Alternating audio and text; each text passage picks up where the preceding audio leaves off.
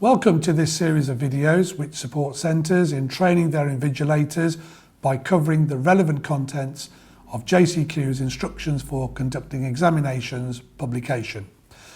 In this video we highlight the various forms of malpractice and how invigilators should deal with two particular instances, a disruptive candidate and a mobile phone ringing, if this occurs during an exam.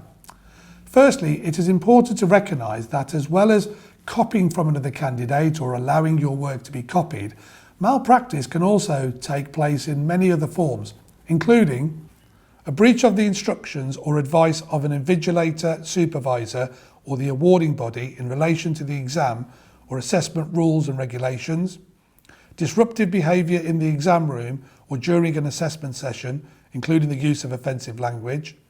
exchanging, obtaining, receiving, passing on information or the attempt to, which could be exam related by means of talking, electronic, written or non-verbal communication,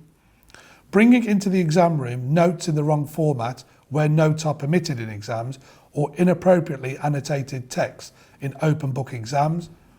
impersonation, pretending to be someone else, arranging for another person to take one's place in an exam or an assessment, behaving in a manner so as to undermine the integrity of the exam, bringing into the exam room or assessment situation unauthorised material, for example, notes, study guides and personal organisers, owned blank paper, calculators, dictionaries, instruments which can capture a digital image, electronic dictionaries, translators, word lists, glossaries, iPods, mobile phones, MP3 or MP4 players, pagers, watches including smart watches or other similar electronic devices. We'll now consider two instances of malpractice and how they should be dealt with. Where a candidate is being unintentionally disruptive, for example tapping their pen on the desk, or rocking on their chair so that other candidates are being disturbed, or engaging in deliberate disruptive behaviour.